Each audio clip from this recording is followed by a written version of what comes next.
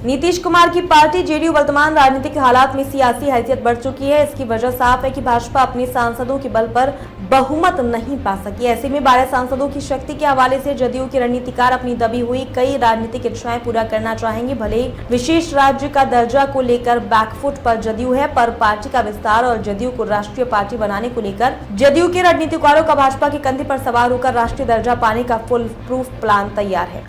केंद्रीय चुनाव आयोग के नियम 1968 के अनुसार जदयू को अगर राष्ट्रीय पार्टी बनना है तो 4 या उससे ज्यादा राज्यों में लोकसभा चुनाव या विधानसभा चुनाव लड़ना होगा, या फिर जदयू को कम से कम 6% वोट हासिल करना जरूरी है, या फिर जदयू के कम से कम 4 उम्मीदवार किसी राज्य या राज्यों से संसद में होना चाहिए, या फिर जदयू को कम से कम 4 राज्यों में क्षेत्रीय पार्टी होने का दर्जा प्राप्त हो, या फिर जदयू लोकसभा की कुल सीटों में से कम 2% सीटें जीत जाए। जीते हुए उम्मीदवार 3 राज्यों से होने चाहिए। जदयू के सांसदों की संख्या और भाजपा की स्वयं के सांसदों के द्वारा बहुमत नहीं होने का हर फायदा नीतीश कुमार लेना चाहते हैं। दबाव की राजनीति के नीतीश कुमार माहिर खिलाड़ी हैं। राजनीतिज्ञों की माने तो सुरसा की तरह पार्टी का विस्तार धीरे धीरे करेंगे। इस उम्मीद को पूरा करने के लिए जेडीयू एक बार फिर झारखंड विधानसभा से राष्ट्रीय पार्टी की होड़ हेतु चुनाव लड़ेगी और सहयोगी दल भाजपा के सहयोग से पूरा करना भी चाहती है। जदयू चाहेगी भाजपा के कंधे अन्य राज्यों में भी चुनाव लड़कर प्रतिनिधि और अपना वोट प्रतिशत बढ़ा सके। इस उद्देश्य के लिए जदयू बिहार के अलावा झारखंड, एमपी, यूपी, मणिपुर, नागालैंड और अरुणाचल प्रदेश में भी विधानसभा चुनाव लड़ते रही है। लोकसभा चुनाव 2024 के पहले जदयू एमपी विधानसभा का चुनाव भी लड़ना चाहती है, पर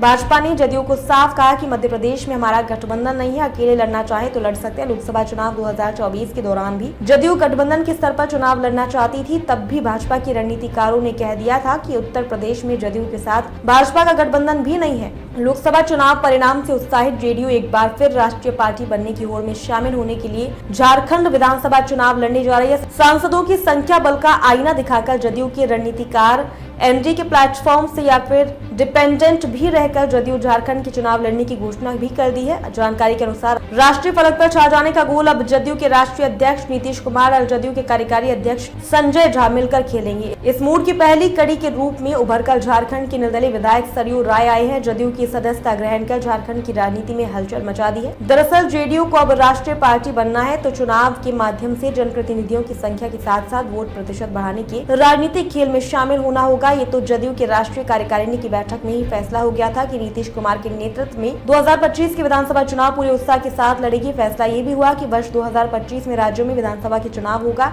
वहां भी चुनाव लड़ेगी। झारखंड से राष्ट्रीय पार्टी बनने की उम्मीद का ये पहला जंग होगा और जदयू के रणनीतिकारों ने संगठन को मजबूत भी कर लिया है। वैसे तो झारखंड जदयू के अध्यक्ष खीरू महतो ने 11 विधानसभा सीटों पर चुनाव लड़ने की घोषणा कर चुके हैं, लेकिन भीतरी जानकारी है कि जदयू गठबंधन धर्म के साथ चुनाव लड़ना चाहती है। कहा जा रहा है कि पूर्वी जमशेदपुर के साथ जदयू 4 और विधानसभा क्षेत्र से चुनाव लड़ना चाहती है। ये माना जा रहा है कि भाजपा भी चाहती है कि एनडीए के तहत इस बार झारखंड में चुनाव लड़ा जाए।